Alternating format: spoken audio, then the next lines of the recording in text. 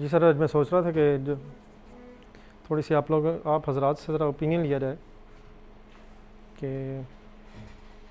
ये जो सिलसिला स्टार्ट हुआ है इसका कोई फ़ायदा भी हो रहा है कि नहीं कोई फॉर्मेलिटीज़ की बजाय ज़रा ये बता दें क्या फ़ायदा हो रहा है, आपको क्या फ़ायदा हो रहा है। ज़रा एक मिनट सोच लें सारे, फिर मैं ज़रा रैंडमली पर्ची डाल लेते हैं।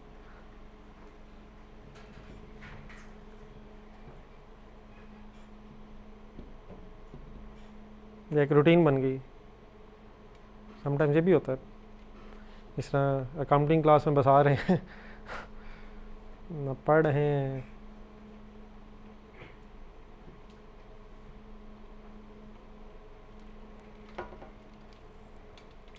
जी सर। फायदा ये हो रहा है कि सर कम से कम बुराइयां आइडेंटिफाई हो रही हैं, चाहे नॉर्म ही हैं आइडेंटिफाई हो रही हैं। जो हम डेली काम करते हैं कम से कम जहन में एक बात आती है कि ये बात कुरान में ऐसे लिखा है, पहले जो नहीं मालूम था मालूम है कि बंदे के जहन में आ जाता है कि जी सर, वैसे ही अपना मतलब अगर नहीं बताना चाहेंगे तभी बता दें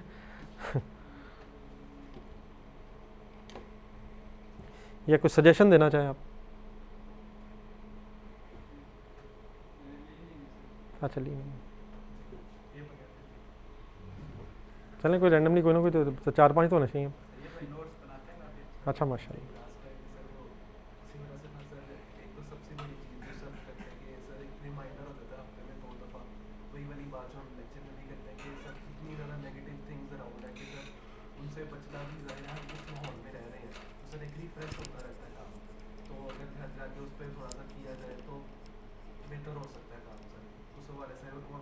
नहीं किया जाए या कुछ हिम्मत हो रही है।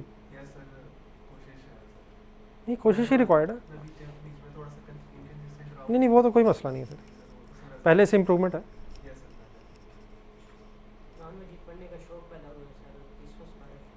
अच्छा अच्छा अच्छा।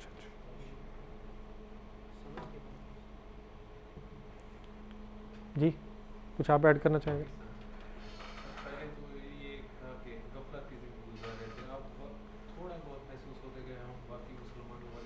मसलन क्या क्या अगर कुछ शेयर करना चाहें आप, मसलन क्या चेंज महसूस होता है गफलत में से।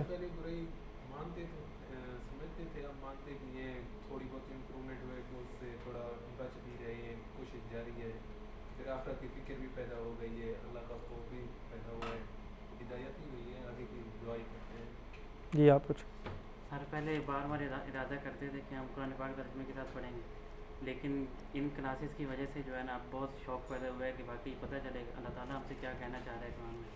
तो आप काफ़ी ज़्यादा चलें वैसे इन दिनों में तो ज़रा डेफिनेटली मुश्किल होगा आप लोगों ने टाइम निकालना, लेकिन जिन हजरात को शौक़ पैदा हुआ है मेरे ख्याल है जैसे ही पेपर दे देंगे आप, फिर आप मुझसे मिलिएगा, फिर मैं आपको वो शौक़ अब ये भी ना बस वक्ती तौर पर उड़ जाए फिर। लेकिन इन दिनों में मेरा ख्याल है ज़रा अपना टाइम निकालना आपके लिए मुश्किल होगा अभी, ये ख़ास तौर पर ये जो अब दिसंबर और जनवरी का महीना आ गया, दिसंबर जनवरी फरवरी। लेकिन जैसे पेपर्स ख़त्म हो जाए फिर आप लोग मुझसे मिलिएगा, फिर मैं आपको, क्योंकि डेफिनेटली हम तो ये एक बस टच ही कर पाते हैं शायद, लेकिन मकसद वैसे इसका यही है कि आपको वाकई दीन समझने की एक फ़िक्र या कह लें या एक शौक़ पैदा होना चाहिए। जी कोई आप ऐड करना चाहें।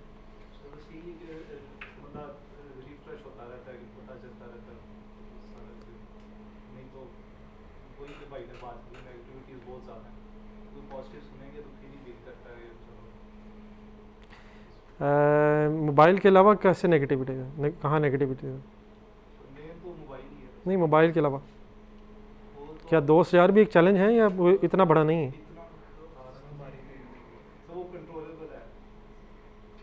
नहीं मोबाइल के अलावा फिर और क्या इशू है। अच्छा यानी मोबाइल ही सब, बाकी फ़र्ज़ करें एक सेकंड के लिए अगर मोबाइल आपकी ज़िंदगी से निकल जाए, नहीं मतलब वैसे अज्यूम बड़ी मुश्किल अजम्पशन है, लेकिन वैसे मेरा ख्याल है दोस्त इतना बड़ा चैलेंज नहीं है। वो भी देखें आप जाएंगे तो फिर ही है ना।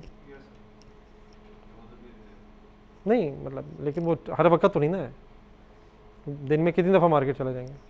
अगर वहाँ बैठेंगे तो घंटा बैठ लेंगे, बढ़िया 2 घंटे बैठ लेंगे, क्या ख्याल है। वैसे मार्केट में पता नहीं बैठने की जगह भी होती है, लेकिन वो पैसे भी जेब में होने चाहिए ठीक ठाक अगर वहाँ बैठना तो। जी थोड़ा सा ऊंचा ज़रा। क्लास में सर मैं यानी एक दूसरों को देखना तो कोई मसला नहीं सर। नहीं सर ये तो आप खुद ही आप फैसला कर सकते हैं, मैं कैसे कर सकता हूँ। मैं तो ये सर ही कहूँगा कि अपने आप को आजमाइश में ना मुब्तला करें, जितना हो सके बचें, क्योंकि डेफिनेटली ऐसी जगह पे जाके अपने को बचाना मुश्किल है। शायद ऐसी जगहों को अवॉइड करना ज़्यादा इजी है, बाकी डेफिनेटली बड़ा मुश्किल काम जो आप कह रहे हैं। कितना कब नीचे देख लेंगे, क्या ख्याल है? यही मैं तो यही कह सकता हूँ, नज़रें झुका लें, लेकिन नज़रें झुका के टेम्पटेशंस अपनी जगह, वो मुश्किल काम। कोई सजेस्ट करना चाहिए भाई का एक सवाल सुन लिया आपने कि नज़रों की हिफाजत कैसे करें? तो अगर आप सजेशन देना चाहें, प्रैक्टिकल सजेशन, मेरे तो जहन में यही आता है कि मैक्सिमम अवॉइड करें। अवॉइड करना मेरे नज़दीक ईजी है, आप ऐसी जगह पे जाके अपने को बचाना मुश्किल है। हाँ नहीं, मेरा ख्याल है वो आया था कुरान की शायद, जना के नज़दीक भी ना जाओ। अब उसका डेफिनेटली मतलब स्टार्ट तो आँख से होता है, फिर जहन और वगैरह वगैरह, उसके करीब भी ना फटको, इस तरह से वर्ड्स हैं, यानी कि करीब भी ना जाओ, क्योंकि डेफिनेटली अगर आप करीब हो जाएंगे तो फिर बचना मुश्किल हो जाएगा। तो हुक्म ये नहीं है कि उससे बचो, हुक्म ये है कि उसके करीब ना जाओ। लेकिन बहरहाल अब चैलेंज है। आपसे तो के बीच भी है ना, शैतान के तीरों में से एक तीर नजर है। जी जी जी, अगर इसकी हिफाजत हो जाए तो। लेकिन इसकी हिफाजत का तरीका मेरे नज़दीक ज़्यादा कंपैरेटिवली आसान ये है कि इंसान ऐसी जगहों पे ना जाए। हाँ लेकिन बहरहाल अगर चले गए हैं तो फिर हिम्मत करें, बिस्मिल्लाह रहमान रहीम, अल्हम्दुलिल्लाह कोशिश करें। जी कोई सजेशन देना चाहें आप? सर जी मैंने कई दफ़ा अपनी बातों में आपके साथ, नहीं सही कह रहा भाई, इसमें कोई शक नहीं है, अगर आप देखना चाहते हैं तो इधर आ जाए, लेकिन वो मेरा ख्याल अकेला नहीं है। मैं तो कई दफ़ा आप लोगों को कहा है कि आपके लिए चैलेंज ये है, और मैंने कई दफ़ा एक और भी आपको कहा है कि इसके साथ तकवा की ख्वाहिश एक धोखा है, बहुत मुश्किल चलें कह लें, लेकिन मेरे नज़दीक ये क्लोज टाइम पॉसिबल है। ये सर जी मैं आपको कई दफ़ा बातों बातों में, वैसे तो स्टेट भी बताया होगा, लेकिन मैंने कई दफ़ा आपको एग्जांपल ये दी है कि ये बुज़ुर्ग भी महफूज नहीं है। आप अपने ऊपर छोड़ दें ज़रा, इर्द गिर्द देखें तो सही, ये बुज़ुर्ग भी महफूज नहीं है। तो आप तो जिस उम्र में है, डेफिनेटली उस उम्र में टेम्पटेशन ज़्यादा है, ये तो बाबे कंट्रोल में नहीं है, मतलब विदाउट एनी एग्जेजरेशन मेरा ख्याल है। मैंने आपको अपनी एक दफ़ा एग्जांपल दी थी कि मैं एक दफ़ा मतलब मोबाइल मेरे पास था, एक दिन रहा मेरे पास, तो वो जो भी है मतलब एक वो फजूल, मतलब कि अब मैं ये देख लूँ, अब मैं ये देख लूँ, और आप नहीं भी कुछ देखना चाहेंगे गलत तो वो गलत आ जाना है। तो मुझे तो एक दिन में ये एहसास हो गया कि ये होना ही नहीं चाहिए। मैं तो इस नतीजे में पहुँचा, ये होना ही नहीं चाहिए। हाँ ऑफिस में अगर, ये नहीं मैं कह रहा ऑफिशियल यूज़ ना करें, लेकिन वो बस ऑफिस में ऑन हो, ऑफिस में बंद करके घर चले जाए। आपसे ज़्यादा टेक्नोलॉजी अल्हम्दुलिल्लाह मैं इस्तेमाल कर रहा हूँ, नेट वाली, लेकिन बस वो ऑफिस कॉलेज आके मैं ऑन करता हूँ, कॉलेज के बाद बंद कर देता हूँ। ये होना ही नहीं चाहिए, ये बॉटम लाइन ये है। बाकी अगर आप कोई इफ़ एंड बट लगाएंगे तो आपकी मर्ज़ी नहीं मैं वैसे एक बात कर रहा हूँ, इसका सलूशन ये है। बाकी अब ये डेफिनेटली आसान नहीं है, अपने आप को मोटिवेट करना आसान नहीं है।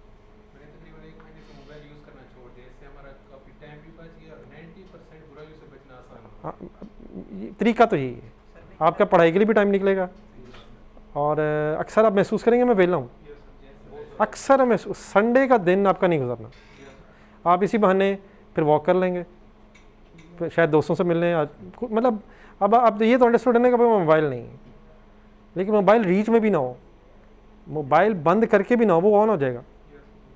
मोबाइल एक्सेस में ना हो, ये सोल्यूशन है। मोबाइल हो ही ना,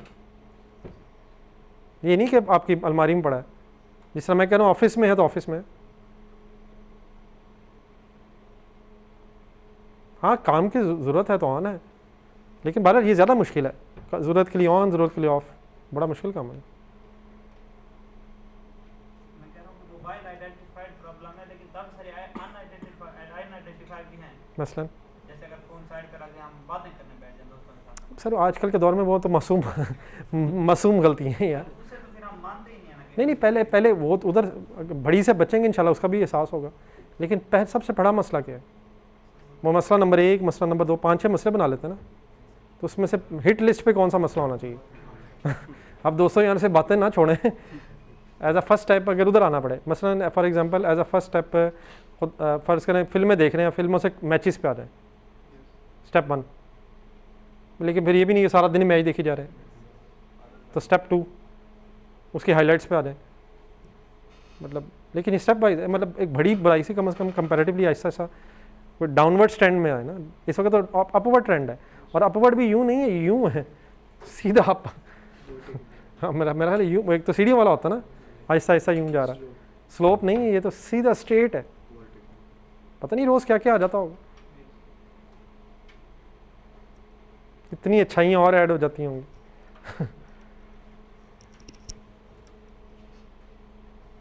जी और कोई ऐड कोई करना चाहे इससे पहले कि मैं आज की डिस्कशन स्टार्ट करूँ? कोई सजेशन की बात हो रही थी?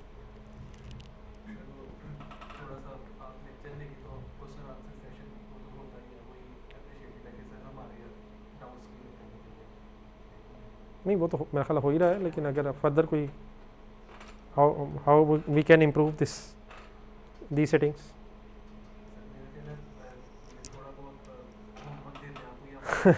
नहीं यार ये तो इसका मतलब फिर नेक्स्ट क्लास में कोई भी नहीं आएगा, तो ये वाला रेस तो रहने नहीं मैं तो इससे भी डर रहा हूँ, ये जो मैं बातें पूछ रहा हूँ कहीं इसके बाद कहीं ये क्या बात हुई, हमारा टेस्ट हो रहा। चलो ये तो मैंने एक पेज दिया था आपकी, इस बात से याद है, काफ़ी अच्छा पहले दिया था, आप थे।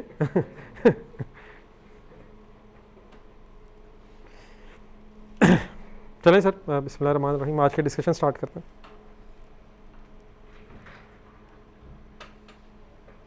जी सर, आज जरा हम तौबा के हवाले से चंद बातें करेंगे। गुनाहों से तौबा, कब तक तौबा कर लेनी चाहिए? बिफोर वी स्टार्ट, वैसे ही अगर फ़र्ज़ करें मुझे एहसास हो गया तो मैं कब तौबा करूं? नहीं मैंने अपने लिए पूछा है। इस तरफ आ जाए ना, इधर जगह है आगे, एक इधर आ जाए, एक उधर। अच्छा क्या ये ऑप्शन है कि हम कर लें तौबा तब भी ठीक है, कोई गुनाहों को छोड़ दे तब भी ठीक है, कोई ना छोड़े तब भी ठीक है?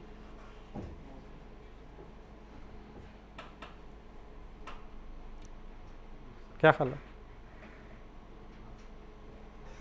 जो छोड़ दे मतलब जो गुनाह छोड़ दे वो भी ठीक है, जो ना छोड़े वो भी ठीक है, ये कोई ऑप्शनल चीज़ है? ऑप्शनल नहीं है, ये कंपलसरी है, छोड़ना ही है। फिर नेक्स्ट स्टेप कब छोड़ें? बुढ़ापे में?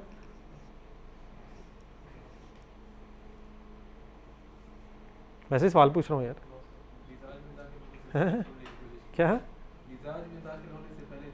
किससे पहले? हमारे मिजाज में इससे पहले कि बुराई दाखिल हो जाए उससे पहले छोड़ देनी चाहिए। नहीं मेरा ख्याल है वो तो बुराई आई नहीं, छोड़ने का मतलब तो यही होगा कि बुराई आ गई है, अब उसे छोड़ना।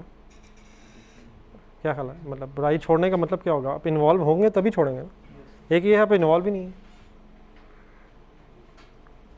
तो आदत तो हमारी है, सबकी है, हम सबकी जो हम आपस में डिस्कस करें इंक्लूडिंग मी, बुराइयाँ तो हम सब में है, ठीक है। एक ये भी होता है ना समटाइम्स, एक ये एहसास पता हो जाता है कि अब इतनी बुराइयाँ हो गई हैं, हम इतने गुनाहगार हो गए हैं, पता नहीं हमारे गुनाहों की माफ़ी होगी भी या नहीं। तो ये भी बात मुनासिब नहीं है। मैंने आपके साथ एक आयत भी शेयर की थी कि बुराइयाँ जो हैं वो सिर्फ ख़त्म नहीं हो जाती, वो नेकियों में कन्वर्ट भी हो जाती हैं। इसको याद है कोई कॉन्टेक्स्ट किस वाले में? सूरह फुरकान के एंड के आखिरी रुकू में कि आपने को मैंने एक आयत बताई थी कि बुराइयाँ जो ख़त्म नहीं होती, वो बुराइयाँ नेकियों में कन्वर्ट हो जाती हैं, ठीक है। तो मायूसी भी नहीं होनी चाहिए, लेकिन ये डिले भी नहीं होना चाहिए। ना ये डिले होना चाहिए कि कर लूँगा तौबा, कर लूँगा, ना तो ये स्टेट ऑफ माइंड होना चाहिए, और ना ही कि इतनी हो गई हैं अब मेरी माफ़ी कैसे होगी, ठीक है। तो अब इसी कॉन्टेक्स्ट में ये चंद आयात हैं आपके सामने, तो आज थोड़ी सी इनकी ट्रांसलेशन कर लें ज़रा, पढ़ लेंगे साथ साथ मेरा। पहली आयत जो लिखी हुई नज़र आ रही है ना,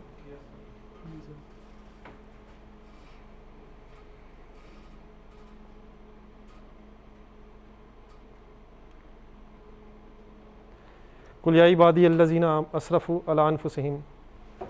कुल जहाँ भी वर्ड आता है ना कुरान पाक में, वो फिर हज़ूर सल्लम से सॉर्ट ऑफ कहा जाता है कि वो मतलब हज़ूर सल्लम आप बता दीजिए, जिस तरह कुल हुवल्लाहु अहद आप कह दीजिए, आपने तर्जुमा पढ़ा होगा, तो हज़ूर सल्लम के हवाले से होता है कि अल्लाह ताला हज़ूर सल्लम को कह रहे हैं। तो जिस तरह नीचे ट्रांसलेशन में भी लिखा हुआ है, कह दीजिए ए नबी सल्लल्लाहु अलैहि वसल्लम कि अल्लाह ने क्या कहा है, अल्लाह कहता है या इबादी अल्लज़ीना, ए मेरे वो बंदो जिन्होंने अपने पे जुल्म किया है, अला अनफुसिहिम। अल्लाह ताला ये जो गुनाह हम करते हैं ये इंसान का अपने ऊपर जुल्म कंसिडर करते हैं। कैसे?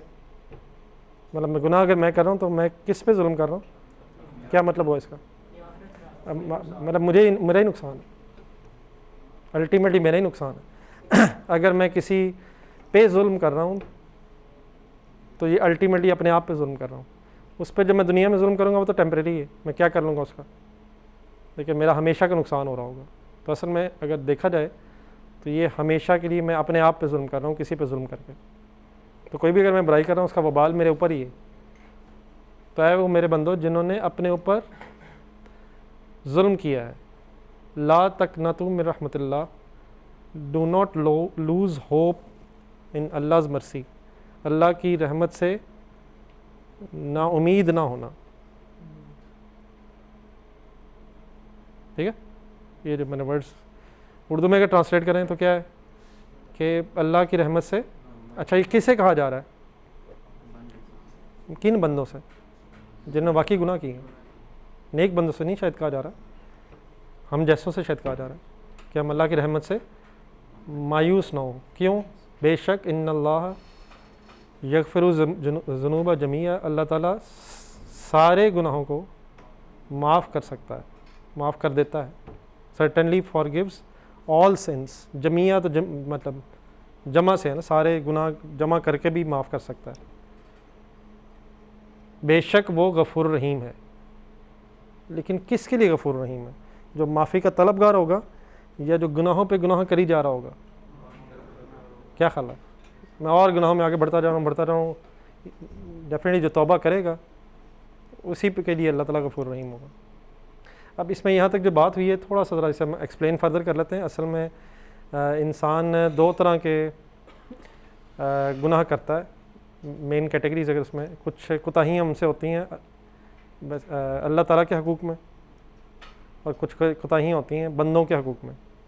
सुना होगा आपने हकूक़ुल इबाद, हकूक़ुल्लाह। तो अल्लाह ताला के जो हकूक़ हमने मसलन फॉर एग्ज़ाम्पल अल्लाह ताला की फ़राइज़ के बताई हुई इबादत अगर हमने पूरी नहीं की हैं तो वो तो हमारा अल्लाह ताला के साथ डायरेक्ट मामला है, तो वो तो अल्लाह ताला अगर चाहेगा तो सारे माफ़ कर सकता है। लेकिन उसका भी फिर तरीका बेहतर है कि उसका कोशिश की जाए कि जहाँ तक हो सकता है कज़ा नमाज़ें पढ़ ली जाएँ, कज़ा रोज़े रख ली जाएँ वगैरह, कफ़ारा अदा करने की कोशिश की जाए। लेकिन अल्लाह ताला की रहमत से उम्मीद है कि अल्लाह ताला अगर आप सच्ची तौबा करेंगे तो इंशाल्लाह पिछला माफ़ कर देगा। लेकिन अगर बंदों का मामला है, ये ज़रा थोड़ा सा एडिड मसला है कि इसमें अगर बस में हो तो उस बंदे से भी अपने गुनाह माफ़ करवाने हैं, ये मीन्स उससे भी अपोलोजाइज़ करना है जिस बंदे के साथ आपने जुल्म किया या जिसका आपने हक़ तलब किया। ठीक है, मतलब अल्लाह ताला से माफ़ी के साथ साथ उससे भी माफ़ी मांगनी पड़ती है, और अगर वो माफ़ ना करे तो फिर और बड़ा मसला। ठीक है, लेकिन अगर आपकी ख्वाहिश होगी कि या बंदों के हकूक़ के हवाले से भी कि अल्लाह ताला मुझे माफ़ कर दे, तो यकीनन अल्लाह की रहमत से उम्मीद ये है कि अगर आप फॉर एग्ज़ाम्पल उसे कंपनसेट नहीं भी कर सकेंगे अपनी पूरी कोशिश के बावजूद, ये भी तो हो सकता है ना कि अब आप इस पोजीशन में नहीं है कि जो आपने उसका हक़ मारा था वो आप रिटर्न कर सकें। लेकिन अगर आप इस पोजीशन में होंगे तो डेफिनेटली ये रिक्वायर्ड होगा कि फॉर एग्ज़ाम्पल किसी का मैंने लाख रुपये खाया और मेरे पास मौजूद है, तो तौबा के लिए फिर लाजमी तकाज़ा ये भी होगा कि मैं उसके जो मैंने फॉर एग्ज़ाम्पल लाख रुपये हज़म किया था वो दोबारा अनहज़म्ड करूँ, मैं उसका रिटर्न करूँ। लेकिन फॉर एग्ज़ाम्पल मैं अब इस पोजीशन में नहीं हूँ, या मैंने खुदा न खासा इतने लोगों के हक मारे हैं कि मुझे पता ही नहीं है। मसलन फॉर एग्ज़ाम्पल मैं कोई गवर्नमेंट का मिनिस्टर हूँ और मैंने इतनी को करप्शन की है कि उसका इफेक्ट कहाँ कहाँ गया है मुझे पता ही नहीं है, ठीक है। और मैं अगर रिटर्न करना भी चाहूँ तो शायद मैं रिटर्न नहीं कर सकता। तो इवन देन मायूसी की बजाय अल्लाह ताला से सच्ची तौबा करनी चाहिए। जहाँ तक हो सकता है आप लोगों के जो अपने हक मारे उनको वापस कर दें, और जहाँ आप नहीं कर सकते वहाँ अल्लाह ताला से इवन देन दुआ मेरे नज़दीक होनी चाहिए कि या अल्लाह बाकियों का अब मैं नहीं कर सकता, तू तो कंपनसेट कर सकता है, ठीक है। वरना आखिरत में आपको पता ही है कि अगर किसी का हक वापस करना पड़ा तो वहाँ नेकियां करेंसी होंगी, और अगर खुदा न खासा नेकियां ना हो तो फिर उस किसी के गुनाह हमारे ज़िम्मे आ जाएंगे। यहाँ पे एक हदीस मुझे याद आई जिसका मफ़हूम है कि हज़रत सल्लल्लाहु अलैहि वसल्लम ने सहाबा से पूछा कि मेरी उम्मत का मुफलिस कौन है। तो पहले तो सहाबा ने वैसे ही जवाब दिया जो शायद हमारे भी ज़हन में आता है कि जिसके पास माल दौलत ना हो। लेकिन फिर अल्लाह के नबी सल्लल्लाहु अलैहि वसल्लम ने फरमाया कि मेरी उम्मत का मुफलिस वो होगा जब बहुत सी नेकियां लेकर रोज़े क़यामत आएगा, लेकिन किसी को उसने गाली दी होगी, किसी का उसने हक मारा होगा, ठीक है। फिर उसके बदले में उसके पहले उसकी नेकियां दी जाएंगी, लेकिन नेकियां ख़त्म हो जाने के बावजूद भी लोगों के हक बाकी रहेंगे। तो देन फिर उनके गुनाह बदले के तौर पे इसको मुंतकिल हो जाएंगे। तो अल्लाह ताला महफूज रखे इस अंजाम से।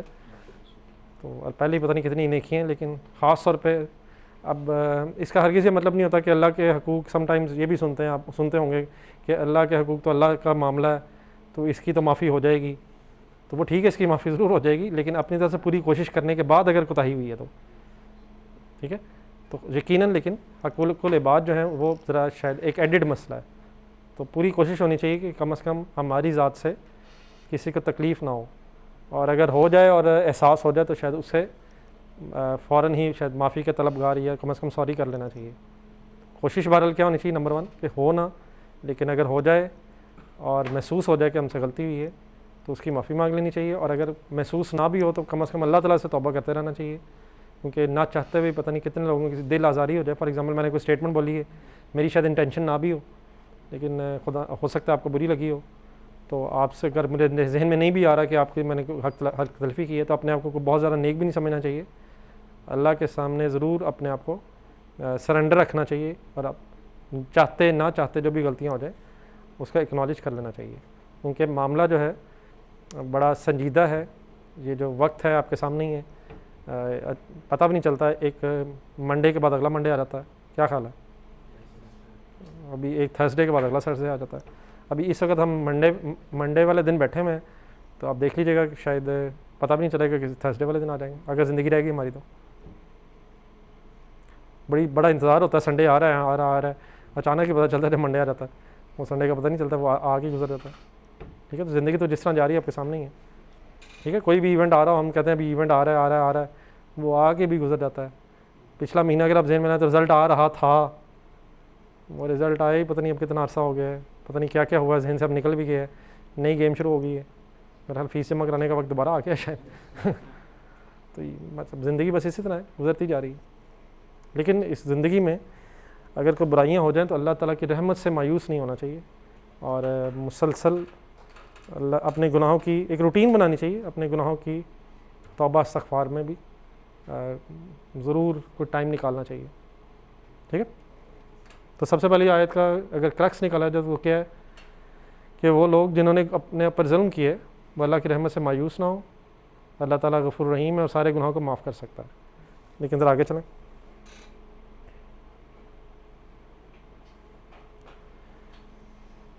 उसी की कंटिन्यूटी में आ गया, टर्न टू योर लॉर्ड, उसके बाद फिर अनीबू इला रब्बिकुम वस्लिमू लहू, अपने रब की तरफ पलटो।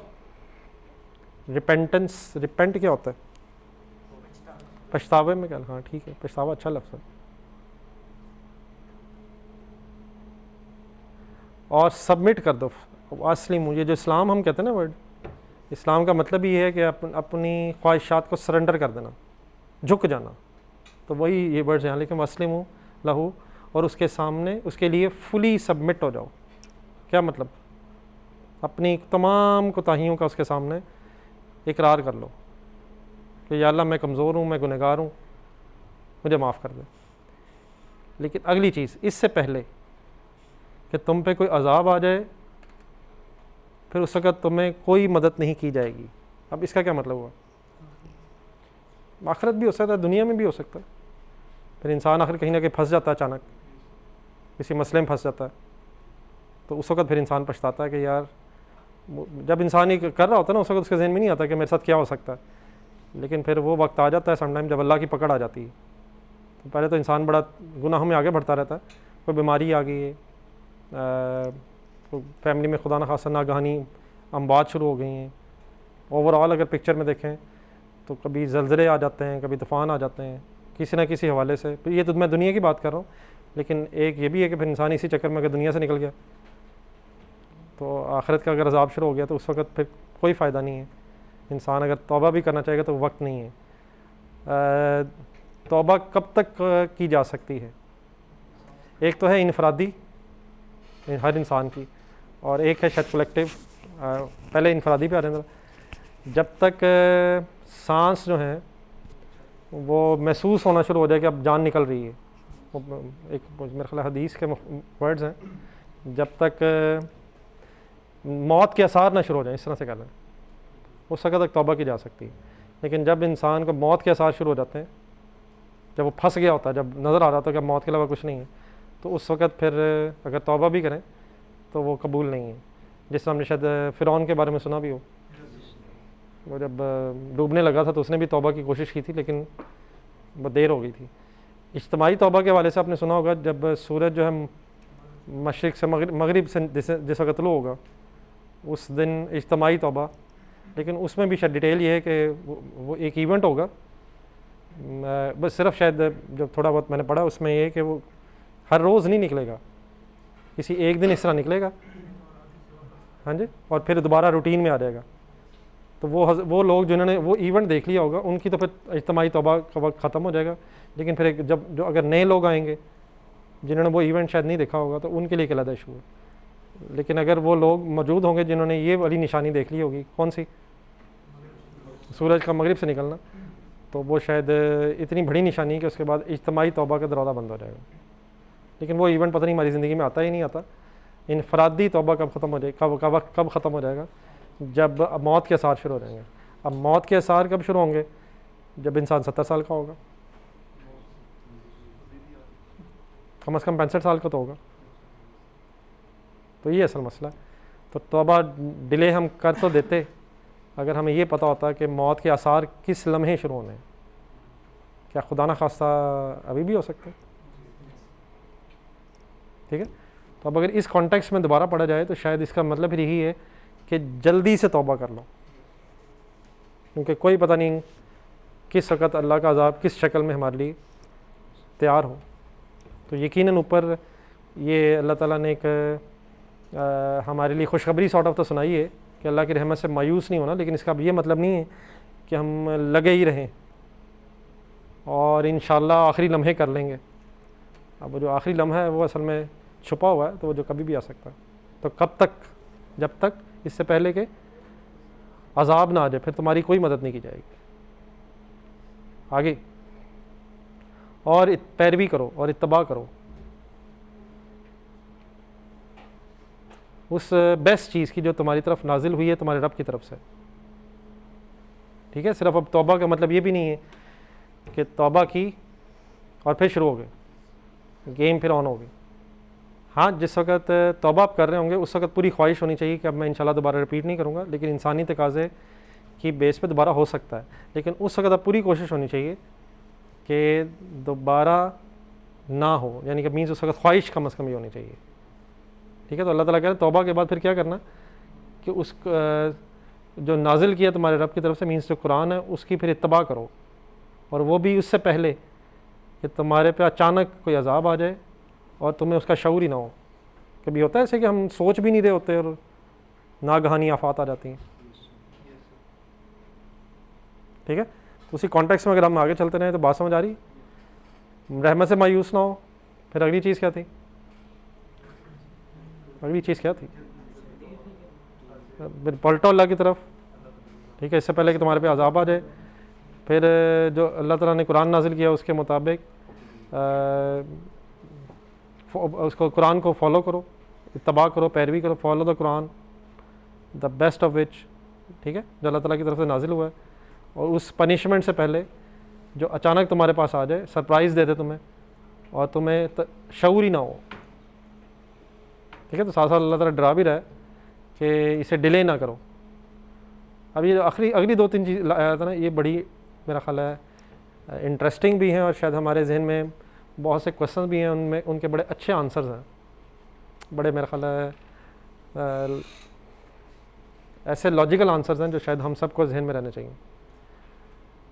फिर ये ना हो कि मतलब वो जो पीछे कॉन्टेक्स्ट चल रहा है कि कोई ऐसा अजाब आ गया जिसके शऊर ही ना था और फिर उस वक़्त कोई कहे अन तकूला नफ्स या हसरत अला मा फर्रतु फी जंबिल्लाह व इन कुंतुम लमिनस साखिरीन, so that no sinful soul will say on judgment day, और कोई भी कोई गुनाहगार ये ना कहे कि काश के मेरी हसरत, हाय मेरी हसरत, या हसरत आ, ए मेरी हसरत कि मैंने अपनी उन ज़िम्मेदारियों को जो अल्लाह की तरफ थीं उनको भुला दिया था, निगलेक्ट, आई निगलेक्टेड अपनी वो ज़िम्मेदारियाँ जो अल्लाह की तरफ से मुझ पे थीं। यहाँ तक ठीक है? पहले मतलब क़यामत का दिन का नक्शा खींचा जा रहा है, ये ना हो कि वक्त गुजरता जाए और हम मैदान हशर में इकट्ठे हो जाएं और वहाँ फिर हम ये रोते रहें, ए मेरी हसरत। क्या क्या हसरत? हसरत किस चीज़ की है? कि जो अल्लाह ताला ने ज़िम्मेदारियाँ मेरे पे लगाई थी मैंने उनको निगलेक्ट का मतलब क्या होता है? नज़रअंदाज कर दिया था। पता था लेकिन निगलेक्ट कर दिया था। पता मुझे था लेकिन मैं उनको कंसिडर नहीं करता था। बल्कि अगला स्टेप, मैं तो सच को, बल्कि ये ट्रांसलेशन यहाँ वैसे सही नहीं हुई, रिडिक्यूल वैसे सही लफ्ज़, मैं तो मजाक उड़ाने वालों में से था।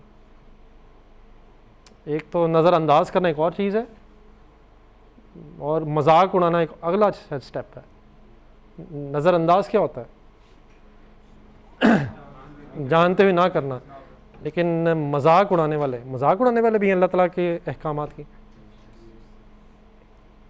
नहीं, अल्लाह ने अल्हम्दुलिल्लाह, अल्लाह ना करे हम हो, लेकिन आजकल का दौर में अल्लाह ताला के अहकामात का लोग मजाक भी उड़ाते हैं कि ये इस दौर में कैसे हो सकता है।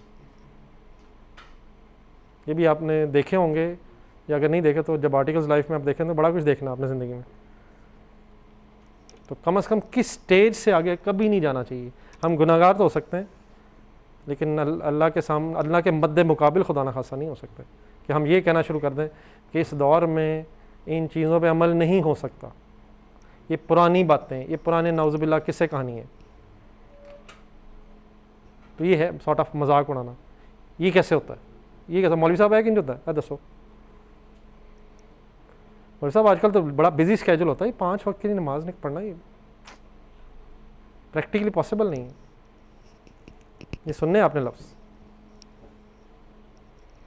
ठीक है सर, लेकिन ये जो भी बोल रहे हैं आखिरकार इन्होंने इकट्ठे हो जाए ना। वैसे इस वक्त तो समझते हैं ना कि हम बड़े फ़नकार हैं, किस दिन ये फ़नकारी ख़त्म हो जानी है मैक्सिमम। जिस दिन मरना इन्हें उसी मौलवी की ज़रूरत पड़नी है, उसी ने आके गुस्ल भी देना है, उसी ने जनाजा पढ़ाना है, उसी ने कब्र में उतारना है। क्योंकि ऐसे लोगों ने जो अपने बच्चों की तरबियत की होती है वो तो इस काबिल भी नहीं होते, बल्कि वो भी कहते हैं कि जल्दी से अगर डैडी के लिए आसानी पैदा हो जाए तो बेहतर है। ज़्यादा सख्त हो रहा हूँ तो अब ज़रा मेरी ये सारी बातें ज़हन में रख के इसकी ज़रा ट्रांसलेशन कर दें ज़रा अपने लफ्ज़ों में। क्या समझ आया इस आयत से? नीचे वाले ज़रा ट्रांसलेशन पढ़ के, क़यामत वाले दिन क्या हो कि जो गुनहगार शख्स है वो क्या हसरत करे? नंबर 1 कि अपने आप पे हसरत है, ये लोगों पे हसरत नहीं है। नंबर 1 कि मैंने अल्लाह ताला के अहकामात को नज़रअंदाज कर दिया था, और बल्कि अगला स्टेप कि मैं तो मजाक उड़ाने वालों में शामिल हो गया था। तो अल्लाह करे कम अज़ कम हम इस आखिरी कैटेगरी में ना हो। या वो कहे, अब अगला बड़ा इंटरेस्टिंग सेंटेंस है, या वो कहे कि अगर अल्लाह ही ने मुझे हदायत दी होती तो मैं भी मुत्तकी होता। ये सुने कभी सेंटेंस आप, कि अगर अल्लाह चाहेगा तो मैं भी नेक हो जाऊंगा। इसका मतलब नाउज़ुबिल्लाह अगर मैं नेक नहीं हूँ तो ये भी नाउज़ुबिल्लाह अल्लाह का कसूर है। तो अगर मुझे अल्लाह ने ही हिदायत दी होती तो मैं भी मुत्तकी हो जाता। ये तो सेंटेंस मेरा ख्याल है सुना होगा आप लोगों ने, कि मुझे अल्लाह की तरफ से तौफीक नहीं है, अल्लाह ताला तौफीक देगा तो इंशाल्लाह पढ़ूंगा। ये तो जुमला सुना होगा, अल्लाह ताला तौफीक देगा तो मतलब, यानी कि इसका मतलब नाउज़ुबिल्लाह ये है कि अल्लाह ताला तौफीक ही नहीं देना चाहता। कभी हमने ये कहा है कि अगर अल्लाह तौफीक देगा तो मैं फ़िल्म देखूंगा। वो तौफीक हम खुद पैदा करते हैं। हम फिल्म कैसे देखने पहुंच जाते हैं सिनेमा में? वो फरिश्ते आते हैं, हमें तैयार करते हैं, हमें उठाते हैं, बाइक पे बैठाते हैं, गाड़ी पे बैठाते हैं, स्टार्ट करवाते हैं, ले जाते हैं, फिर उतारते हैं जाके। ऐसे ही होता है ना। लेकिन नमाज के बारे में हमारी ख्वाहिश क्या होती है? तो कोई आए, रब की तौफीक तरफ से तौफीक नहीं हो रही।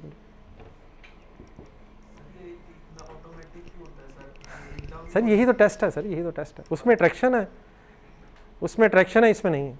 मैंने एक दफ़ा मेरे को हदीस वगैरह नहीं, बड़ा अच्छा सा मुझे एक आज से 20 साल पुरानी मेरे ख्याल है याद है कि वो मुझे किसी ने मैसेज भेजा, तो उसमें बड़ी ज़बरदस्त एक पिक्चर सी खिंची हुई थी कि फ़र्ज़ करें कोई जिस तरह वो ट्रेन्स नहीं होते टनल, तो एक सुरंग सी है कोई जिसमें अंधेरा है, कुछ लोग जा रहे हैं उसमें एक सुरंग में, कुछ नज़र नहीं आ रहा, कुछ लोगों कुछ लेकिन उस रास्ते में कुछ लोगों को महसूस हो कि पत्थर चुभ रहे हैं। कुछ लोगों ने ये सोच के कि पत्थरों को जेब में रख लिया कि यार जो हमारे पीछे लोग आ रहे हैं ना उन्हें तकलीफ़ ना हो, उन्हें जेब में रख लिया पत्थरों को कि हम बाहर फेंक देंगे जाके। और कुछ लोगों ने कहा हमें कि निकलो निकलो निकलो निकलो, बड़ा अंधेरा है। जब वो टनल से बाहर निकले तो जिन लोगों ने जेब में पत्थर रखे थे, जब उन्होंने निकाले तो वो हीरे थे। अब जिन लोगों ने नहीं उठाए थे उन्होंने हसरत शुरू कर दी, हम भी उठा लेते।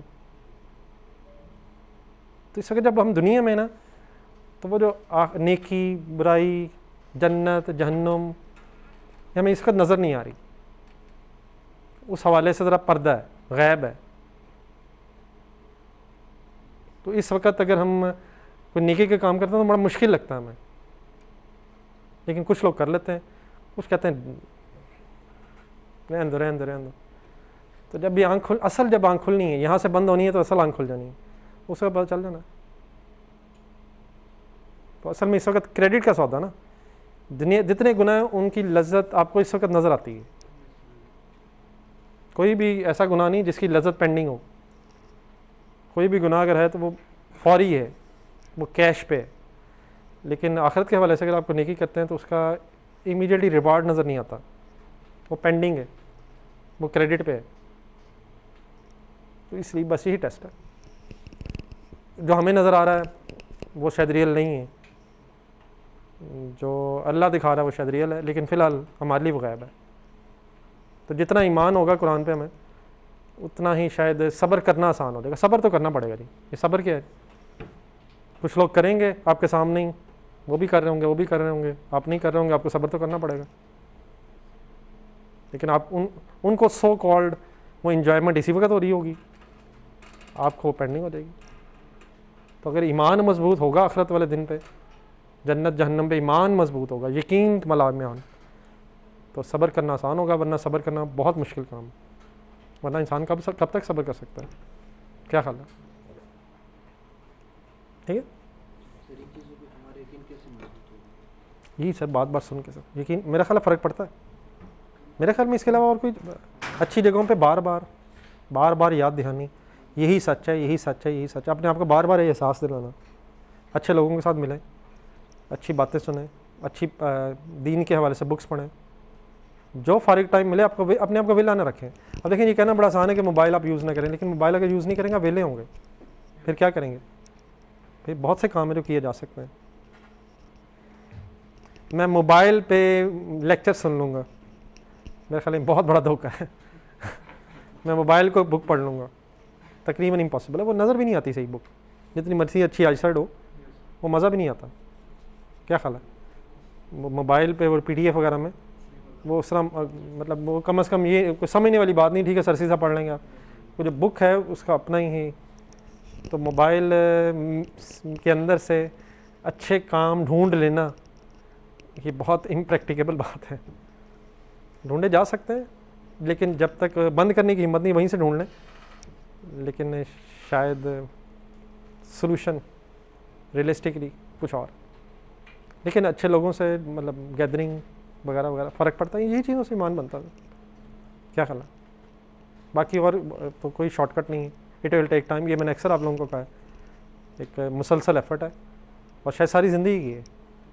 फ़िलहाल जब इंसान ज़रा थोड़ा सा दूर होता है उसे एक ज़्यादा जज्बाती एफर्ट चाहिए होता है, जब वो आ जाता है फिर, लेकिन फिर भी वो ये नहीं कि बस आ गया तो ख़त्म हो गया, फिर भी अपने आप को एक ट्रैक पर रखने के लिए मुसलसल याद दहानी की ज़रूरत पड़ती है।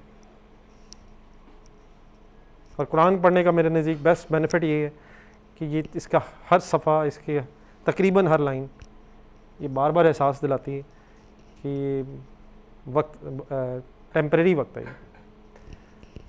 हम यहाँ रहने नहीं आए, हम यहाँ से जाने आए। हम यहाँ रहने आए हैं या हम यहाँ से जाने के लिए आए? सोचें ज़रा एक मिनट, सोचें अपने क्या करें।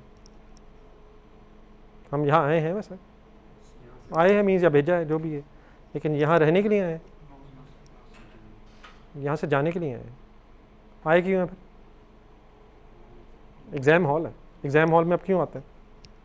एग्ज़ाम हॉल में आप रहने के लिए आते हैं या वहाँ आते हैं जाने के लिए? आते तो हैं लेकिन जाने के लिए। आपकी वो मंजिल नहीं है। एग्ज़ाम हॉल में आप मुसाफिर हैं, एक थोड़ी देर के लिए रहना है, तो फिर वहाँ परफॉर्म करना बस। फ़र्ज़ करें एग्ज़ाम हॉल में आपको प्यास लगती है, आपने कहा पानी, उन्होंने कहा भाईजान पानी नहीं है, तो आप उठ के निकल जाएंगे पानी की तलाश में। क्यों? आप कहेंगे कोई मसला नहीं यार, मैंने कौन सा यहाँ रहना है, वक्त ही है, 3 घंटे हैं, मैंने कौन सा मर जाना। आप फ़ौरन यही सोचेंगे अगर आपका पेपर आता होगा। कोई मेरे जैसा कह रहा है वो तो तलाश में निकल जाएगा और बल्कि रौला डाले भाईजान पानी पीने आया सी मैं। लेकिन जब मुसाफिर होता है, फ़र्ज़ करें आप स्विट्ज़रलैंड गए हैं, बड़ा अच्छा होटल आपने बुक करा है, लेकिन जब आप पहुँचे तो पता चला ये होटल अच्छे स्टैंडर्ड का नहीं है। अब आप उससे ज़्यादा अफोर्ड भी फॉर एग्जांपल नहीं कर सकते, तब क्या करेंगे? आप कहेंगे यार 10-15 दिन की बात है, ठीक है, औखा सौखा ठीक है, मैं कौन सा यहाँ हमेशा रहना। गुजारा करेंगे आप जो आप बेस्ट होगा अपने मीन्स के अंदर रह के, या वहाँ कर्जे लेना शुरू कर देंगे। ना कोई देगा शायद। प्रूडेंट डिसीजन क्या होगा? जो गुजारा होता है बस कर लें, वहाँ कौन सा रहना है। लेकिन अगर आप वहीं बैठ कर रोना शुरू हो जाए तो अपना ही नुकसान करेंगे, वो 10-15 दिन भी ज़ाहिर हो जाएंगे, 15 दिन रोते रहेंगे। उससे बेहतर है जो कर सकते हैं वो कर लें, अपने नसीब पे रो लें। ना यहाँ प्रॉपर बेड है, ना यहाँ गर्म पानी आता है वगैरह वगैरह, रो लें। रोने से क्या होगा? कर तो कुछ सकते नहीं है, अगली दफ़ा इंशाल्लाह अच्छी बुकिंग करा लेंगे। लेकिन फ़िलहाल गुजारा है सर। सिमिलरली दुनिया से यहाँ भी रहना नहीं है, क्या रहना है। हुज़ूर की एक हदीस है कि मेरी मिसाल, हुज़ूर ने अपने लिए कहा है कि मेरी मिसाल एक मुसाफिर की तरह है जो एक दरख्त के नीचे थोड़ी देर सोता है और फिर अपनी राह लेता है। तो बस वो जो थोड़ी देर है ना, हमें थोड़ी ज़्यादा लगती है, लेकिन हमेशा जो गुजर गई है उसको जहन में लाएं। 20 साल कितने अरसे में गुजरे हैं? कहने को तो 20 साल में गुजरे हैं, लेकिन शायद कल की बात है। तो इसी तरह अगर आप किसी 70-80 साल, मैंने कई दफ़ा बात की शायद 70-80 साल के बाबा जी से पूछेंगे वो भी यही कहेगा। तो ये शायद उतना ही है कि जिस तरह आप थोड़ी देर के लिए कहीं जाते हैं फिर वहाँ से जाना है आपने, ठीक है। तो बात हो रही थी सर कि ये ना हो कि हसरत हो उस दिन कि अल्लाह हिदायत देता तो मैं मुत्तकी हो जाता, कोई छोटा मोटा नेकोकार भी ना होता, मुत्तकीन में शामिल हो जाता। तो ये अब अल्लाह ताला ने क्यों मतलब लिखा है, मतलब अल्लाह ताला हमारी साइकी जानते होंगे ना, हम अल्लाह को भी पता कि हमने यही अल्फाज बोलने थे। तो अब इसका लेकिन क्या मीनिंग है, यकीनन हदायत अल्लाह की तरफ से ही है, लेकिन अल्लाह की तरफ से हदायत किसको मिलेगी, जो कोशिश तो करेगा। या अल्लाह अब अगर अल्लाह ताला ने ज़बरदस्ती हिदायत थोपनी होती और वो टेस्ट का मसला ही खत्म हो गया। फॉर एग्जांपल अगर आई कैप वालों ने आपको ज़बरदस्ती कॉस्ट पढ़वानी होती तो फिर पेपर किस चीज़ का, फिर तो इसका मतलब आई कैप पास करना ही चाहता है। तो रिक्वायर्ड क्या है, सिलेबस उसने दे दिए, टाइम पीरियड उसने बता दिए, फ़ीस का स्केड्यूल उसने बता दिए, टाइम पीरियड उसने बता दी कब तक फ़ीस जमा हो सकती है। अब हम फ़ीस भी हमें जमा करानी होगी, उस टाइम ड्यूरेशन में करानी होगी, तैयारी भी हमें करनी होगी, एग्ज़ाम हॉल में भी हमें जाना होगा। हाँ आई कैप और अल्हम्दुलिल्लाह अल्लाह में बड़ा फ़र्क है, आई कैप फिर भी हो सकता है कि हमारी कोशिशों को रद्द कर दे, उस टॉपिक में से और उस टॉपिक में से सवाल आ जाए जो हमने छोड़ा हो, छोड़ते हैं हम। लेकिन अल्लाह से पूरी उम्मीद है कि अगर हम अपनी कोशिश करेंगे तो इंशाअल्लाह अल्लाह ताला यकीनन माफ़ करने वाला है। लेकिन अब ये कहना कि मुझे अल्लाह ही हिदायत देता तो मैं मुत्तकी होता, ये सेंटेंस ठीक नहीं है। हम अपनी कोशिश करें, यकीनन अल्लाह ताला चाहता है कि हम कामयाब हों। लेकिन अब अगर ये आजमाइश है तो इसके लिए पहला कदम किसे उठाना होगा, बल्कि पहले कदम से पहले ख्वाहिश किसे पैदा करनी होगी। अब अगर किसी को ख्वाहिश भी नहीं है, कोशिश भी नहीं कर रहा और उसे भी ज़बरदस्ती हिदायत मिल जाए तो उस बेचारे का जो इतनी मेहनत से आ रहा है और हिदायत मतलब मुत्तकी बनने की कोशिश कर रहा है, उसके साथ फिर जुल्म है, वो सेक्रीफाइस कर रहा है और किसी को ज़बरदस्ती हिदायत मिल जाए। तो अपनी तरफ से कोशिश, ख्वाहिश होगी तो कोशिश होगी, और कोशिश होगी तो बात आगे बढ़ेगी। यकीनन अल्टीमेटली हिदायत अल्लाह नहीं देनी है, अल्लाह की तरफ से इंशाल्लाह रास्ते खुलेंगे, लेकिन यकीनन किसके लिए खुलेंगे, जो ख्वाहिश रखेगा और कोशिश करेगा। वरना हसरत क्या रहेगी, फिर यही बातें रह जाएंगी शायद जिसका कोई सर पैर नहीं। एक हसरत है, हसरत के तौर पे या वो कहे इस तरह से है, या वो उस वक़्त कहेगा। पहले उसने क्या कहा था, पहले क्या हसरत थी जी, कि मैंने काश कोई नेकी के मतलब मैंने नज़रअंदाज ना किए होते अल्लाह ताला के अहकामात और हंसी मजाक में ना लगा रहता। दूसरी, या वो कहे, ठीक है। तीसरी देखें जी, या वो कहे अजाब को देखने के बाद कि अगर कोई सेकंड चांस हो जाए, मुझे दोबारा मौका मिल जाए ना, तो मैं भी फिर मोहसिनीन में हो जाऊंगा, फिर मुत्तकी से भी अगली कैटेगरी में चला जाऊंगा। मोहसिन करने का मतलब, मोहसिन का वर्ड बना है एहसान से, यानी कि एहसान जो है ना, ये कुछ नेकी के भी क्या उसे कहना चाहिए लेवल्स हैं। तो इसमें भी एक हदीस मेरे जहन में, एक मिनट मैं कोशिश करता हूँ मेरे जहन में पूरी आ जाए ज़रा। इस्लाम, ईमान, एहसान, इस तरह से कोई हदीस है कि मौलाना के जहन में आती। हज़रत जिब्राइल अलैहिस्सलाम इंसानी शक्ल में हज़रत सल्लल्लाहु अलैहि वसल्लम के पास आए, और चलो मैं कोशिश करूँ मेरे जहन में आ जाता। लेकिन बहरहाल ये जो मोहसिनीन है, मोहसिन, एहसान, ये आप समझ लें हाईएस्ट कैटेगरी ऑफ नेकों को आ रहा है। तो अब आखिरी एक यानी कि एक और हसरत क्या हमारे सामने आ रही है कि या वो कहे जहन्नम का अजाब देखे कि काश मुझे दोबारा दुनिया में भेज दिया जाए, मुझे कोई सेकंड चांस मिल जाए और फिर मैं मोहसिनीन में शामिल हो जाऊंगा। जी अगर खुदा न खासा आप सीए के पेपर में रह जाएं तो कोई सेकंड चांस है यार, है, थर्ड चांस भी है, 8 तक चांस है यार, लेकिन इसका कोई चांस नहीं। ये first and last attempt, first है वैसे और लास्ट भी, इसका कोई सेकंड चांस नहीं। ये भी अल्लाह ने बता दिया हमें। तो ये भी हसरत इंसान करेगा कि काश एक चांस और हो जाए, तो वहाँ कोई दूसरा चांस नहीं है। ये पहला और आखिरी सीरियस लेना इसी चांस को। अब ये सारी हसरतें हमारे सामने हैं, बल्कि ऐसा फिर मेरा ख्याल है एक नेक्स्ट जवाब भी है।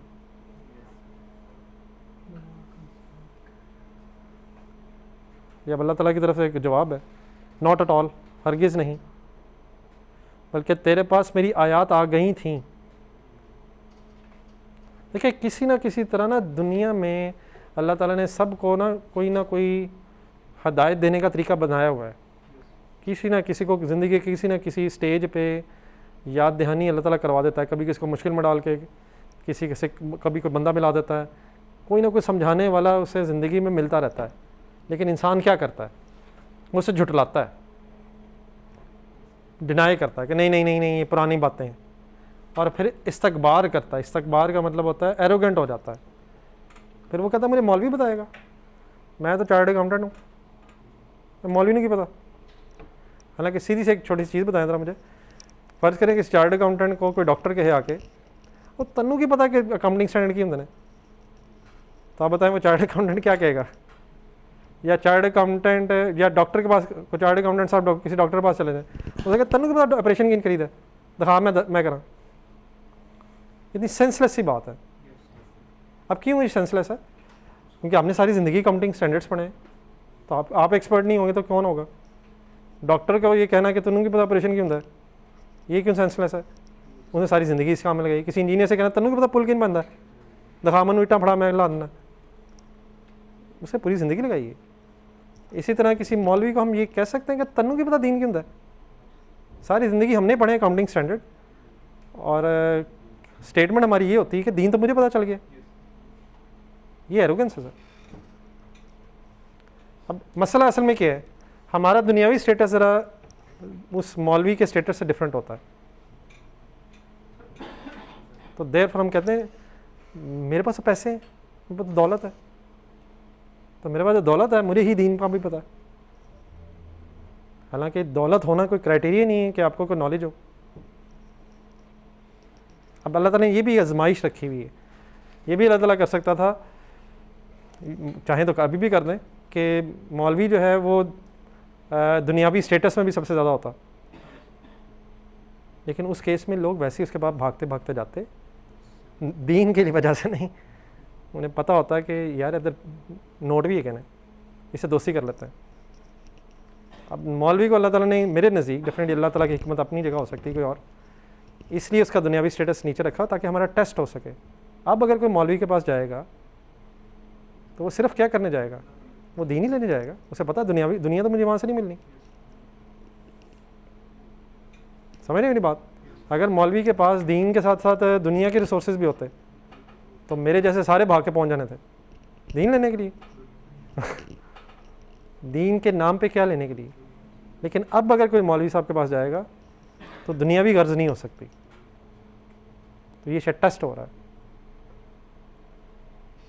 ठीक है, बहरहाल इसमें ये हरगिज़ मैं ये को डिनाई नहीं कर रहा, या ये नहीं कह रहा कि मौलवी साहब के पास रिसोर्सेज नहीं होने चाहिए, मतलब उसमें कोई ममानियत नहीं है।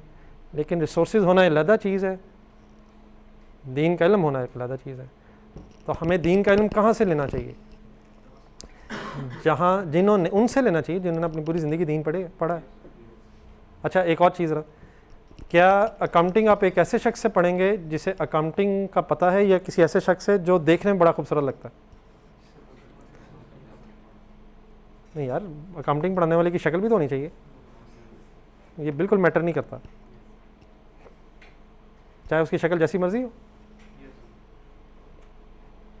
थोड़ी सी अच्छी होनी चाहिए वैसे। लेकिन एक फ़र्ज़ करें नहीं है, तो आप एक फ़र्ज़ करें कोई अच्छी अकाउंटिंग पढ़ाता है लेकिन उसकी शक्ल मेरी जैसी है, तो क्या आप ये कहेंगे कि यार एक शक्ल देखी है, मैं क्यों अकाउंटिंग पढ़ाए को? मतलब ये मेरा सेंटेंस ठीक है? मतलब अकाउंटिंग में शक्ल कहाँ से बीच में आ गई? इसने अपना हुलिया देखा है? ये भी स्टेटमेंट सही नहीं है। सिर्फ क्या देखना चाहिए आपको? अगर अकाउंटिंग सीखने गए तो अकाउंटिंग, अगर कोई डॉक्टर बनना चाहते हैं आप तो आपको ये देखना चाहिए कि अच्छी डॉक्टरी पढ़ा देगा या नहीं। इंजीनियर बनना चाहते हैं वगैरह, शक्ल तो रेलिवेंट नहीं है। तो सिमिलरली फ़र्ज़ करें किसी मौलवी साहब की शक्ल हमें अच्छी नहीं लगती, तो क्या हम इसलिए रुक जाएंगे यार इसकी कोई शक्ल कोई होती, मतलब एक्टर्स वगैरह क्या नाम है आजकल, वो वैसी होनी चाहिए थी। ये मैटर ही नहीं करता। मैटर क्या करेगा कि दीन का इल्म उसके पास है या नहीं। हाँ, ये नहीं मैं कह रहा जो भी है उसके पास पहुँच जाए आप ज़रूर इन्वेस्टिगेट करें, आपकी हमेशा की ज़िंदगी का मामला है, आपको फुली इन्वेस्टिगेट करना चाहिए। क्या आपने अकाउंटिंग, लॉ, टैक्स वगैरह पढ़ने से पहले आप लोग फुली इन्वेस्टिगेट करते हैं, अपनी बेस्ट एफर्ट करते हैं, बाद में आपके नसीब है। लेकिन पहले आप फुल एफर्ट करते हैं, सुनते हैं, पूछते हैं वगैरह वगैरह, उसके बाद जो आपका बेस्ट लगता है वो आप चूज़ करते हैं। सिमिलरली यही आपका एटीट्यूड दीन के हवाले से भी क्यों होना चाहिए। आपकी हमेशा की ज़िंदगी का मामला है, लेकिन आप कहाँ से चूज़ करेंगे। डॉक्टर, इंजीनियर, यहाँ से तो चूज़ नहीं करेंगे आप, कहाँ से चूज़ करेंगे। जिनको दीन का इल्म है उनमें से देखेंगे कि बेस्ट कौन सा है, और फ़र्ज़ करें जो बेस्ट है वो उसका दुनियावी स्टेटस नहीं है वगैरह वगैरह। मैटर क्या करेगा कि क्या हमारी आखिरत के हवाले से ये हेल्पफुल हो सकता है, तो हमें उसी के पास जाना होगा। अब फ़र्ज़ करें वो ज़मीन में बढ़ा ले, तो आपके नहीं नहीं नहीं नहीं मैं नहीं भाईजान, पहले एसी उसी लाओ, एनवायरनमेंट ठीक करो। ये भी मैटर नहीं करता। मैटर क्या करता है कि मिल क्या रहा है, और अगर सही चीज़ मिल रही है तो समटाइम्स हो सकता है कुछ सेक्रीफाइसेस के साथ हो। लेकिन अगर आप सिर्फ उसके दुनियावी स्टेटस या अदर फैक्टर्स को जहन में रख के डिनाई कर देंगे, तो मेरे नज़दीक ये है तकब्बुर। आप अपने आप को कुछ समझ रहे हैं, मीन्स से आप अल्लाह ताला कहने लगे को मेरे स्टेटस का बंदा पहले मौलवी मौला बुला, फिर मैं उससे समझूंगा। तो ऐसे नहीं होना। रब का एक आजमाइश का तरीका है, इंसान को सरेंडर करना पड़ता है, झुकना पड़ता है अपनी गर्ज के लिए। समझे मेरी बात। ये जब मुशरिकीन मक्का थे ना, कुरैश के सरदार रसूल वसल्लम के पास आते थे, हज़रत वसल्लम के साथ हज़रत बिलाल, हज़रत खुबाब बिन अर्त, ये ज़रा फ़ुकरा सहाबा में से भी लोग बैठे होते थे। तो उनका एतराज़ ये होता था कि हम इनके साथ नहीं बैठ सकते। तो अल्लाह ताला ने बार बार कहा कि नबी हमें इनकी ज़रूरत नहीं है, इन्होंने बैठना तो इधर ही बैठेंगे, वरना नहीं, वरना इन्होंने जहाँ जाना जाए। अल्लाह ताला को किसी की ज़रूरत नहीं है। तो वो जो उस वक़्त बैरियर था वो आज भी मौजूद है। ये जो पढ़े लिखे समटाइम तबका होता है, ये थोड़ी कुछ किसी के जेब में कोई डिग्री आ जाए, चंद पैसे आ जाएं, ये ऐसे ही अपने आप को बड़ा समझना महसूस होता है, समझने लग जाता है। और दीन पढ़ा ज़िंदगी में होता नहीं है, मुफ्त के फतवे देता है। ठीक है। लेकिन अपोजिट साइड पे मैं बात ज़रा कंप्लीट कर लूँ। डेफिनेटली मेरी इस बात का ये मतलब नहीं है कि आंखें बंद करके हर मौलवी, उसमें यकीनन आप इन्वेस्टिगेट करें, लेकिन इन्वेस्टिगेट करते हुए आपके जहन में क्राइटेरिया क्या होगा कि मेरी आखिरत का मामला है, तो आखिरत के हवाले से जो मुझे बेस्ट दीन बता सकता है। ठीक है। और अगर फ़र्ज़ करें आप जो भी आपको बेस्ट लगा आप उसके बाद बैठ के जाके, लेकिन अगर आपको महसूस हो कि ये सही नहीं है, तो क्या इवन देन आप टीचर चेंज करते हैं। फ़र्ज़ करें आपको पूरे मोहल्ले ने कहा यार एक एक्सेथो पढ़ना है, आप वहाँ पहुँचे और आपको मज़ा नहीं आया, तो आप फ़ौरन क्या करते हैं, आप फ़ौरन किसी और के पास चले जाते हैं। क्यों? ये आपका राइट है, आपने पेपर देना है, आपके कैरियर का मामला है। तो सिमिलरली अगर फॉर एग्जांपल आपको महसूस हो जाए नहीं यहाँ से बेस्ट नहीं मुझे मिल रहा, तो डेफिनेटली यू हैव राइट, लेकिन बेस्ट किस एंगल से नहीं मिल रहा, आखिरत के हवाले से। ठीक है। तो क्या हसरत है जी सर, बल्कि सॉरी अल्लाह ताला का जवाब है, हसरतों के बाद ये जवाब है। अब किस चीज़ का खास तौर पे ये जवाब है कि क्या हुआ था पिछले, कि एक सेकंड चांस हो जाए, एक सेकंड चांस हो जाए। तो क्यों नहीं सेकंड चांस? अल्लाह ताला कहता है तेरे पास आयात आ गई थी, लेकिन तूने उसे झुटलाया है और तूने अखबार किया है और काफरों में शामिल हो गया, डिसबिलीवर हो गया तुम। ठीक है। उसके बाद अगला मौजू भी है, लेकिन जो आज मैं मतलब डिस्कशन रखना चाहता था तौबा के हवाले से, मतलब ये नहीं है कि अल्लाह ताला ने खुला लाइसेंस भी नहीं दे दिए, बुराइयाँ करते रहो तो एक तौबा को भी शुक्र लगा लो। बुराइयाँ यकीनन हो गई हैं, कोई इशू नहीं है, रहमत से मायूस ना हो, आ जाओ, लेकिन कब तक, इससे पहले कि कोई अजाब ना आ जाए, फिर कोई तौबा कबूल नहीं होगी। और अज़ाब को अगर हम ज़रा एक्सट्रीम मतलब इस दुनिया के हवाले से ले लें तो ये ना हो कि जान निकल जाए या निकल रही हो और उस वक्त एहसास हो, और फिर हसरतें रह जाएँ। कौन सी 3 हसरतें क़यामत के हवाले से हमने पढ़ी हैं? काश कि मैं अल्लाह के हुक्मों पे की पाबंदी करता और मजाक ना उड़ाता, काश मुझे अल्लाह ने हिदायत दी होती तो मुत्तकी हो जाता, काश कि मुझे एक दूसरा चांस मिल जाए और मैं भी मोहसिनीन में शामिल हो जाता। तो उसका जवाब ये है, क्यों दूसरा चांस नहीं कि पहले ही अल्लाह ताला ने खोल खोल के बता दी है। अब तो खैर मोबाइल हर जगह कुरान अवेलेबल है, मोबाइल्स पे भी है, घरों में भी है, तफसीरें जो चाहें आप, उसकी कोई अब लिमिट ही नहीं है। अब तो अगर आपके में ख्वाहिश पैदा हो जाए तो उंगलियां वहाँ भी जा सकती हैं, वहाँ भी जा सकती हैं, वहाँ भी जा सकती हैं, तो हर जगह अवेलेबल है। लेकिन हमें प्रायोरिटाइज़ करना होगा, अपने टाइम को वेस्ट होने से बचाना होगा। इस वक्त मैं समझता हूँ कि नौजवान की ज़िंदगी में बहुत टाइम वेस्ट हो रहा है। अक्सर आपको महसूस होता है टाइम है ही नहीं। अभी तो रात को बैठा था मोबाइल खोल के, सुबह हो गई, अभी नहीं हुई है, बड़ा टाइम, घंटे गुजरे, कई घंटे गुजरे, तो टाइम बहुत वेस्ट हो रहा है। हमारी सोने की रूटीन डिस्टर्ब है, खाने पीने की भी डिस्टर्ब है, पता नहीं नाश्ता किस टाइम होता भी है नहीं, नाश्ता भी मेरे ख्याल ऑब्सोलीट होता जा रहा है। हॉस्टल वाले ख़ास तौर पे करना भी चाहें तो नहीं कर सकते, लेकिन अब करने वाली बहस, इतवार वाले दिन तो मैंने सुना हॉस्टलों में नाश्ता है ही नहीं। उसकी क्या वजह नहीं मुझे भी पता है, डिमांड भी नहीं है। देखिए अगर फ़र्ज़ करें सारे 7 बजे उठे हों, डिमांड हो खुद ही अकॉर्डिंगली सप्लाई होगी, डिमांड ही नहीं वगैरह वगैरह। तो हमारी रूटीन बहुत ज़्यादा डिस्टर्ब्ड है, ना हमें पढ़ाई का टाइम मिल रहा है, ना ही हमें कोई अच्छी चीज़ें सोचने का टाइम मिल रहा है। हम हर वक्त ऑक्यूपाइड हैं, कभी कुछ हो जाता है, कभी कुछ हो जाता है। आजकल अब फुटबॉल के मैचेस चल रहे हैं, लेकिन मेरा ख्याल उन फजूलिया से ही बेहतर ही है एज अ फर्स्ट स्टेप।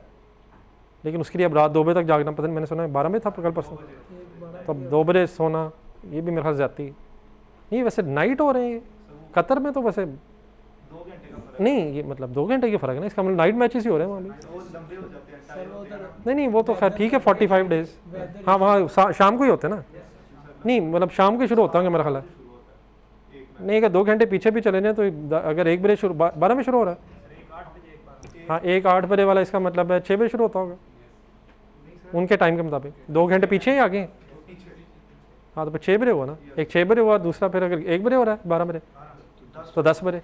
ये जिस तरह हमारे मेरे ख्याल है ये जो T20 जब होते हैं तो वो यानी कि वो भी नाइट ही हो रहे हैं, शाम और नाइट ठीक है मतलब 12। लेकिन अब 2 बजे अगर आप 2 बजे तो ख़त्म होता भी नहीं है मेरा ख्याल, वो अक्सर प्लेंटीज़ में ही अब तो जा रहा है। तो अब उस वक्त अगर आप सोएं तो आपने कब क्लास के लिए उठना है, कब अदरवाइज उठना है। अब तो 8 बजे होंगे सेमीफाइनल। चले ठीक है यानी कि इसका मतलब हम मैचेस के फ़ौरन पास हो जाएंगे लेकिन वो एक नया मसला भी तो होगा ना कि अब हम उस पर तबसरे करके सोएंगे, वो ज़्यादा ख़तरनाक काम क्योंकि हमारे अपने तबसरे हो सकता है मैच से लंबे हो जाएं। ये भी तो है ना, हम क्रिकेट के भी एक्सपर्ट हैं, हम फुटबॉल के भी एक्सपर्ट हैं, चाहे ना कभी एक दफ़ा फुटबॉल को किक मारी हो ज़िंदगी में, ना कभी बल्ला पकड़ा हो, लेकिन सारे हर चीज़ के एक्सपर्ट भी हम हैं। उसको छोड़ें, सियासतदान भी हम हैं, सियासत का भी सारा हमें पता है, हर चीज़ का हमें पता है, सवाए उन चीज़ों के जो हमसे रेलिवेंट है।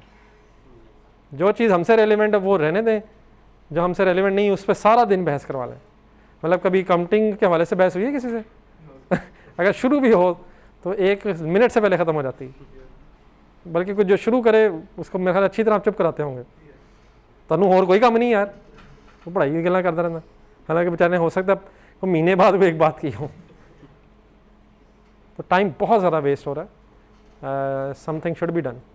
ये टाइम वेस्ट होने से अल्लाह ताला मुझे भी तौफीक दे और आपको भी तौफीक दे कि हम बाकी एहसास कर सकेंगे। टाइम 24 घंटे ही होते हैं वैसे, हर एक की ज़िंदगी में 24 घंटे ही है ना एक दिन में, लेकिन कई दफ़ा महसूस ऐसे होता है जैसे दिन आए ही नहीं, आते ही गुजर गया।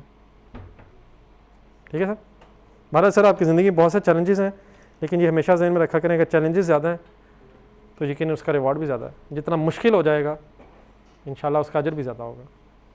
ठीक है जी, मेरी किसी बात में अगर कोई क्वेश्चन रह गया हो, ठीक है, अल्लाह हाफ़िज़। नमाज के लिए मेरा 45